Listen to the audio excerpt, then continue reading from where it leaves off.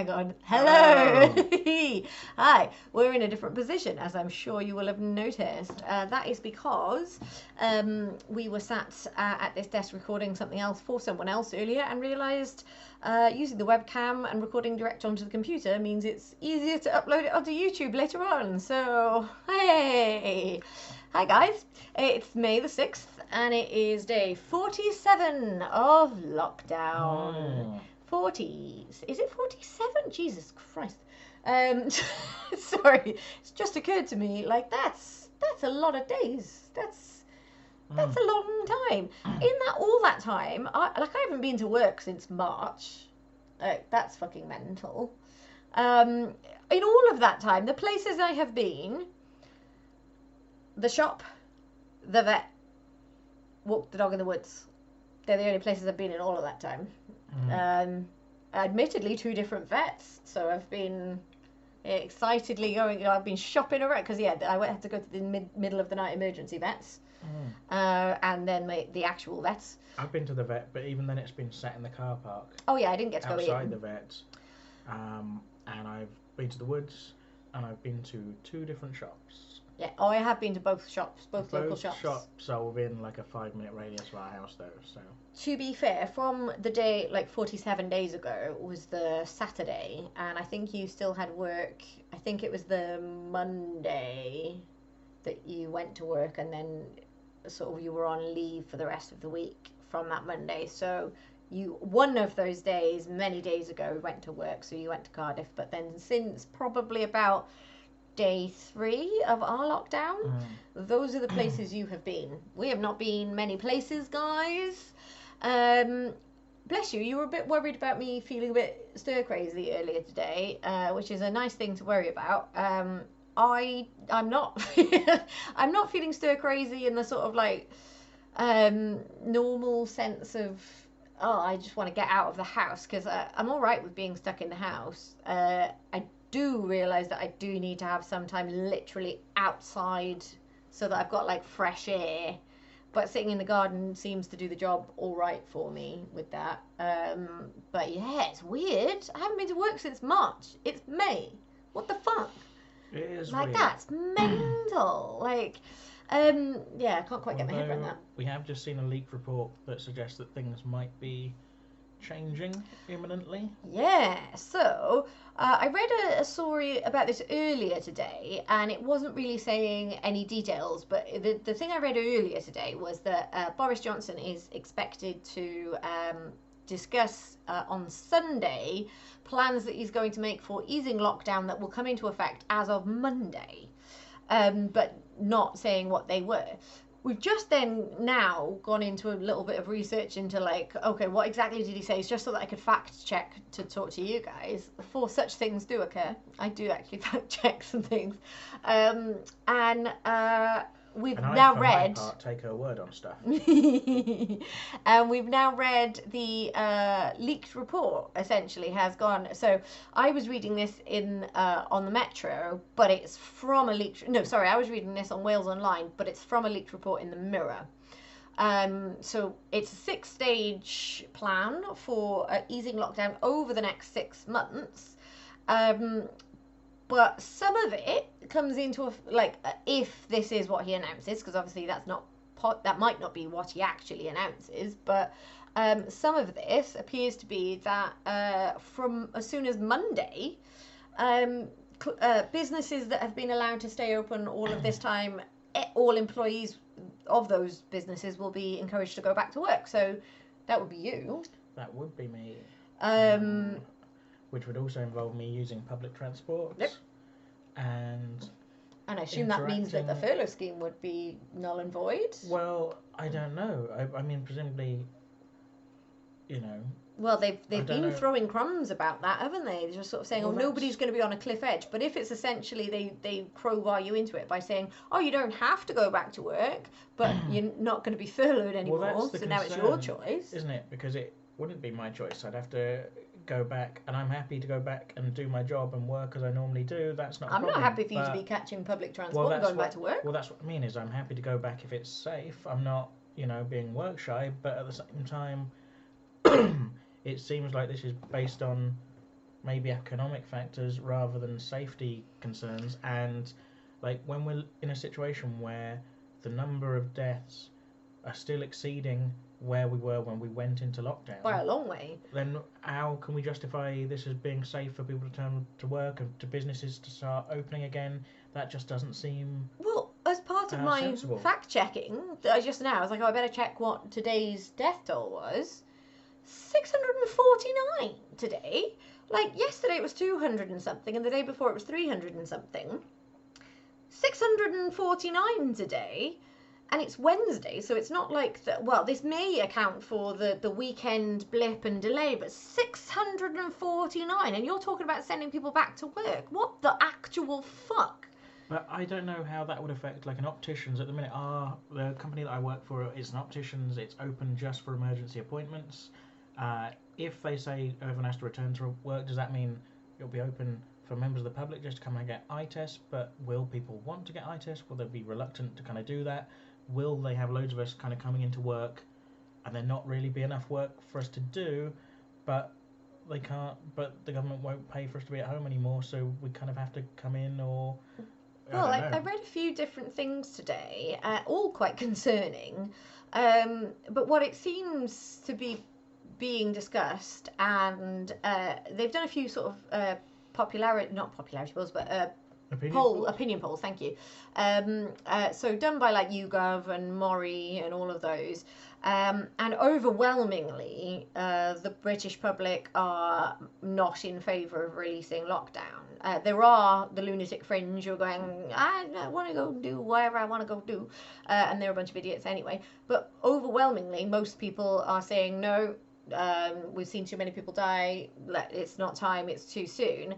And there have been reports of people within government being a little bit uncertain about that, and sort of essentially suggesting, Matt Hancock, apparently, my favourite man, said that he's a bit worried that people have got addicted to the handouts of a furlough scheme. Jesus Christ. I mean, this is... But no, we're addicted to paying our rent while we're not allowed to... I think it just... What's happening there is Matt Hancock is criticising people for doing following the stuff, instructions. Following government advice. Like, you look at, if I listen to a podcast or Spotify or watch television or go on Twitter, there are adverts everywhere saying stay home to save lives, be safe, don't go out, and now, and there are people whose businesses are kind of, irrespective of if their staff are furloughed or whatever, people's businesses and livelihoods and savings and things are in jeopardy,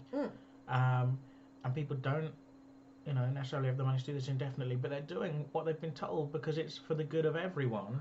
So for Matt Hancock to then imply that, people are getting used to handouts is fucking despicable. Yeah, oh god, it is absolutely fucking despicable. All right, Matt, I'll do your job for 80 grand a year and you can come and do mine, and... I wouldn't want to see him do stand-up, though. No. Actually, I would want to see him have a go at doing stand-up. I mean, I would... But only if you're allowed to throw shit. But also, I would love to return to that form of work. That would be a treat, but it's not... No, well, it isn't just Matt Hancock, and the thing that essentially what that is revealing, they're not saying what they think they're saying when they say that. They are revealing the fact that ultimately that they think the general populace are work shy and just want a handout, but they don't know what it would mean to be on 80% of the average person's wage.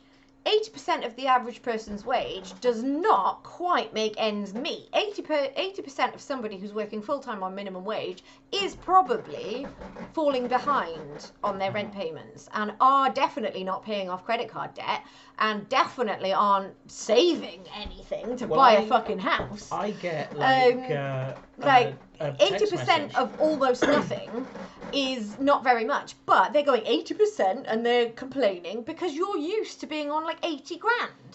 You've lost all perspective, you fucking idiot. I get a text message like every week or so from Barclays saying, hey, you're not going to be charged on, the 750 of your overdraft. but you will be on the rest. So hey, if you want to move money, do it today. I wish I had the money to move Yeah. and put an overdraft. I Thanks, wish I could go out Barclays. and earn. I mean, that was one of my big plans for this year, was try and get as much stand-up comedy work as possible. I was going to take a year off the Edinburgh Festival and just try and claw my way out of my overdraft.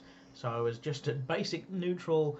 I have no money. You know, not wealthy, not rich, not well off. Just get to the point of having no money. Get out of my overdraft.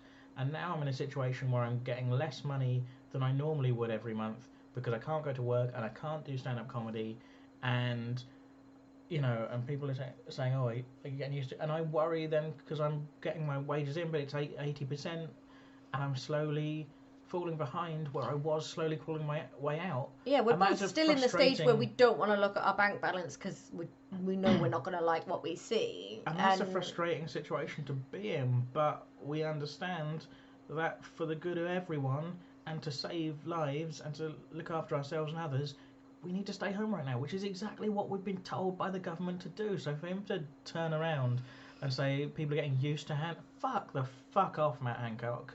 Yeah.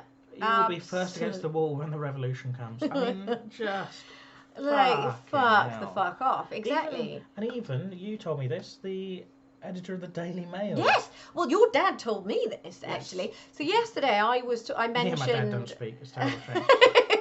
Well, your dad commented it on my Facebook page, so that's how closely me and your dad are speaking about this. But we've mentioned that your dad watches these, and he was commenting on this from yesterday. So yesterday we mentioned that Matt Hancock had been a prize cunt when he was giving Rosina Allen Khan grief for her non-existent tone, when she basically rightfully calls him out. And it wasn't aggressive at all. I will reiterate, she essentially said, do you acknowledge that people may feel that there have been failings that have led to unnecessary deaths, essentially? And he went, no, and watch your tone, basically. I didn't want to call the sexism card because I'm very inclined to do so under normal circumstances, but turns out loads of people have gone, I don't think he'd have said that to a man. And I don't think he would have. But yeah, your dad pointed out that even the deputy editor of the Daily Mail said today that Matt Hancock should apologise for his comments. They were ill-placed and essentially inappropriate. Matt Hancock, I think, I read a good article yesterday in The Guardian about him, that thinks that he's in this sort of crisis between career and conscience. He knows that he's fucked up. He knows that there have been a million fuck-ups and he is desperate to throw other people under the bus, but he's got to be a good little soldier. But he's getting a bit fed up of being the person who he feels is being thrown under the bus. Tell you what, stop being a cunt and I'll stop calling you a cunt. Yeah, I mean, he doesn't make life easy for himself, does he? And just... I mean, it's just like we are, and there's people all over the country with different life plans and goals and ambitions and in different stages in their life. But we are in our mid-30s. Like, I was made redundant. How dare you? No, I'm 34. Okay, early to mid-30s. I will be 35 next month. Let's not. I was made redundant twice in my 20s because I was foolish enough to work in bookshops. And they are a dying thing. But and that's fine, you're in your 20s and you dust yourself off and you think, oh, everything's still ahead of me and that's okay. But as I mentioned before, I'm in my 30s now, and as I mentioned, I was working my way out of my overdraft because we have things that we want to do with our lives that, you want to have some sort of financial security, some sort of, whether it be property or family or whatever you want to think, and we can't, we don't know what our financial future is going to be right now. So, sorry, Matt Hancock, that people are giving you some grief, but honestly, go fuck yourself. Yeah. I mean, maybe you're gonna have to sell one of your second houses and downsize a little bit, but like. I, for example, right, well, like I said a couple of days ago, it was the 3-year anniversary of the escape rooms. So as anyone who has ever launched a small business or knows anything about small business, the first few years of a business, you don't take money out of that. I'm not like every penny that somebody spends coming to the escape rooms. That's not money in my pocket. That's money that goes into the escape rooms, that gets spent on the escape rooms. It's only like around about like September last year that I started paying myself a salary. So I am currently living, well, if I was on 100% of my wages, which I'm not, if I was, I would be on a grand total of £10,400 a year. And that's what I'm living on normally, because the money I am making in the escape rooms doesn't go to my pocket, it goes to the escape rooms. But this time now, when I would normally have customers coming in spending money who aren't spending money, that wouldn't be money in my pocket, but that would be money that would allow me to have job security and would allow the business to grow.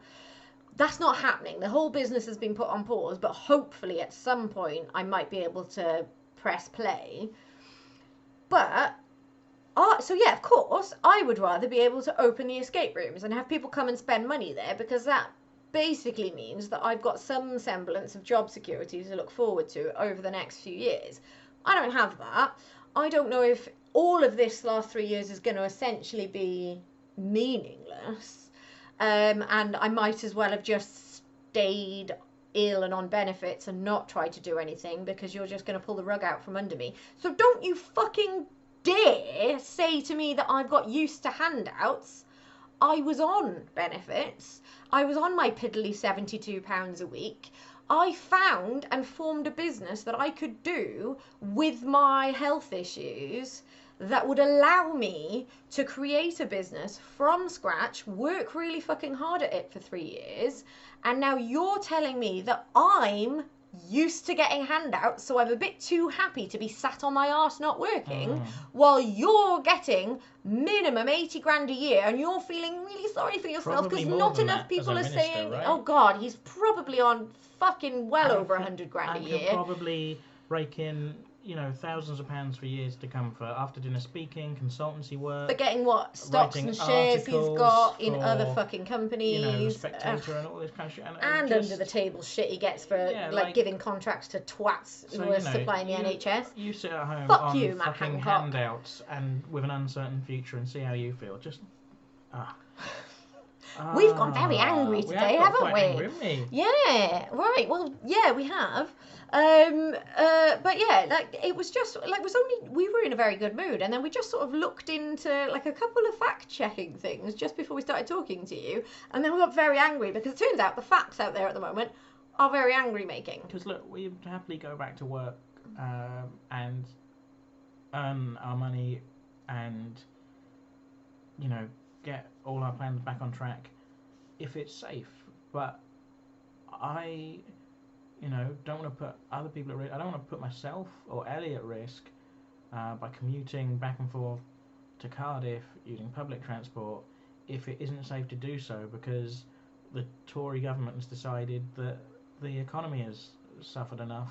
If it's not safe to do, like, and like I said earlier, like, the death rate is still higher than it was when we decided to go into lockdown as a country. So 649 people today, but it's not the time to be relaxing anything. So if you're going to tell us we should be opening things up and going back to work, show us the kind of scientific oh no, but Chris, they keep saying they've been guided by the science at all times on this. Well, and that's another thing, isn't it? And I almost don't want to bring it up because it's such a fucking sideshow, but there's a scientist that's lost his job. Oh God. One of the scientists that recommended we go Neil into lockdown Ferguson has been caught breaking lockdown. I did some fact checking on this as well. Okay, he did. Well, he didn't actually. Turns out, Neil Ferguson, who is one of the government advisory scientists who essentially has been very pro strict lockdown, has been caught being a bit of a hypocrite because twice at all in all of lockdown, his girlfriend, who is married, has visited him. Both of those times, one time was towards the end of March and one time was, I think, the 5th of April. Shouldn't have happened, and if you're telling people not to mix households, you shouldn't be mixing households. But this is not like he has been doing a million things. And anyway, turns out he's been banging a lady who's married. We don't know if she's happily, she's clearly not happily married, but we don't know if she's separated or whatever. But she's married. His girlfriend came to visit him twice during lockdown. That, on the day after we exceeded any other country in Europe for the highest death toll, the Telegraph, the Sun, and the Daily Mail all had that as their front page news. Scientist you've never heard of bangs lady who's not in the public eye with a massive fucking picture of her on their front page on the day where our death toll makes us second worst in the world and absolute worst in Europe. And you're talking about the sex life of a scientist that literally none of your readers have ever heard of. Putting her face on the front page is interesting. I read Owen Jones, obviously he's a Guardian columnist, he's very left wing, so it's that I'll preface it with that. The reason he thinks that they've put her face on it, she's not in the public eye, she's not sort of part of any of this, but she is well off, and she's been a campaigner or is involved with awareness of climate change and things like that. So essentially she is, in their view, champagne socialist type, eco warrior, blah blah blah. It's funny how like a leading scientist might be into someone who believes in maybe that we should work on climate change and things, but essentially they have used this as, oh, this is a salacious little story that we can use, and we can at the same time kind of discredit. So basically, if a lockdown scientist has been essentially breaking the rules himself, kind of discredits him entirely, and also we can discredit sort of the loony left at the same time. But that's the thing where they... Just because he broke a rule doesn't mean it wasn't a good rule. Well, that's the thing where they should go, oh, he's been, breaking lockdown, so that discredits what he said and that undermines, and we should all ignore what he previously said about lockdown because he obviously isn't taking it very seriously. But if someone came on the news and said, look guys, we shouldn't do any stabbings because it turns out if you stab someone they can bleed out and then they will just die, and that is really bad, and we go, oh, that's bad, let's not do any stabbings. And then we found out that person had been doing some stabbings, you wouldn't go, oh, what a fucking hypocrite, I better go stab everyone. Let's all go out stab then now. The stabbings would still be dangerous. You could still bleed out. You might think he's a fucking hypocrite, but that doesn't mean you shouldn't do the thing that he's telling you not to do, right? This dude, who maybe makes some poor choices in his personal life, is a well-renowned scientist and gave you some information based on the science, and that still stands. That information still stands. Just because he happened to break his own rules doesn't mean those rules weren't worth sticking to. What I'm worried about with all of this is that it just shows a creeping, trying to get into the public consciousness of discrediting lockdown anyway, also kind of discrediting the people that are for it. Oh, also, by the way, the girl he was having a way with is a very pro-Remain, and they use that as a thing to throw at her. So basically... So she's basically got all the right ideas about anything. Everything, except and she about to shag a scientist. Yeah, except about monogamy and marriage. But who knows? Like, because she's, I know fuck all about. I've deliberately not read this story because it's not worth my time, and I wouldn't be. And this isn't also. I'm not being a hypocrite here because I couldn't give a shit if it was a Tory politician that was banging him a mistress right now. I don't think that's front page news.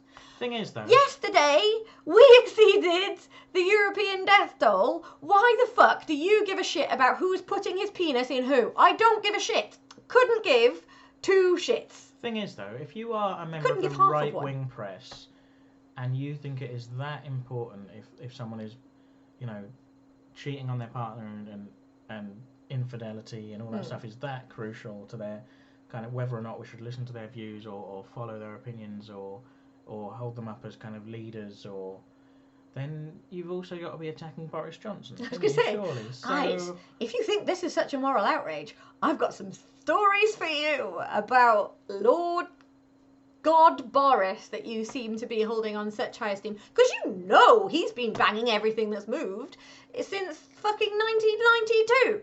He's like the mother of his newest child. He was banging her while his wife had cancer. What? Like, if you're gonna play the moral outrage card, at least play it all the time, or you're not allowed to call people out on being hypocrites. Yeah. Well, I know people. One or the other. I know people in real life who do this shit. Is that they take against someone on a personal level, and then they'll find some kind of way to kind of, like. When we've stopped filming, I'm going to ask you who you're talking about. They'll find some way to attack that person. They'll build this whole kind of moral argument for why other people should hate the person that they hate. But it's actually just based on kind of petty, kind of personal issues. But if you then find a friend doing those things of that person who's behaving in the exact same way, they're completely willing to overlook it and ignore it because, hey, that's their mate, and it's you know, they paint this whole kind of moral, like as if they're guided by this big moral compass. But it's not about the morals, is it? It's about your feelings. Joke.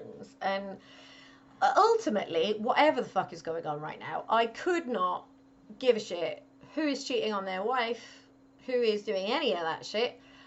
I care that people are dying, and I'm very worried that you're using this agenda as like any agenda to just distract from that, because that's a big, really quite important story that you're going, oh, that's inconvenient and not really very pro our current government. So let's just point our finger at a little scientist who's been a bit of a twat. Like, yeah, okay, loads of people are twats, but that's not front page news. But also, like, if I have to go back to Jesus Christ, if we did front page news for everybody who was a twat, we wouldn't get anything else done. Like, sorry. I'm just wondering now, I'm sort of thinking out loud, but like if we do all have to start going back to work, how do we maintain, it's bad enough in the supermarket where they've got stickers on the ground, but if the same number of people who I used to share a train with going to Cardiff for work are suddenly all supposed to be returning to their jobs, then how do we maintain any sort of social distance? I really genuinely... How do we're just doing like a belated herd immunity thing, which was the whole thing we were supposed to I genuinely... I'm really... Well, obviously we don't know what he's actually going to say. No, but even leaking this report, even if he doesn't say those things, leaking this report puts that into the public consciousness of, oh, they're talking about relaxing it, so maybe it's not that serious, so maybe I should be... It only takes fucking 10% of the public to sort of start acting like this and putting pressure on their bosses to go back to work and all of that sort of stuff before we're all doing it. We're all forced to do it, and we're going to have a second peak, and it's going to be massively, massively bigger than the first peak. And we're talking about this on a day when we've lost 650 fucking people. And then what happens? We have this second peak, and then do they put us all into lockdown again? Well, no, because then it'll be, oh, well, the money's run out now, and so it's false economy. Like, we just herd immunity and fucking deal with all the onslaught of deaths and just it's terrifying. But on a lighter note, I'll be on panel show Forza Crowds again tomorrow night. That was not a seamless segue. Live on Facebook and YouTube, so we'll post a link in the comments. I promise to keep things a bit lighter than this. But, you know, time is running out. Is there anything else you wanted to mention? Well, I don't know if that's where we should leave that, but we did it. Well, the thing that we were filming where we discovered that this was a good filming angle, I won't actually say what the project was because it's in its infancy, but we sort of did a thing where we all did a group filming thing and all watched a film together. So we watched Jurassic World tonight. I forgot what a masterpiece it was. It's not a masterpiece. It's perfectly good fun, and I quite enjoy Chris Pratt. I prefer him in his Andy Dwyer though. Yeah. But yeah, so we watched Jurassic World tonight, and I think that was a nice little bit of silly fun that maybe we needed. But we were having a really good day before we started looking at the real world, and normally we look at the real world throughout the day, and then we've been angry about it, and then we calm down, and then we come here and we talk about like shit we were getting up to today. We made the mistake of looking at it directly before we filmed, and then just you got to see all the angry.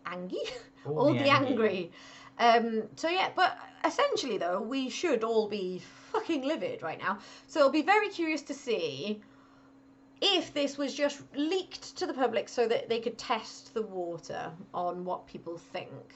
But I feel like we're all lambs to the fucking slaughter now. That seems like herd immunity is the plan. And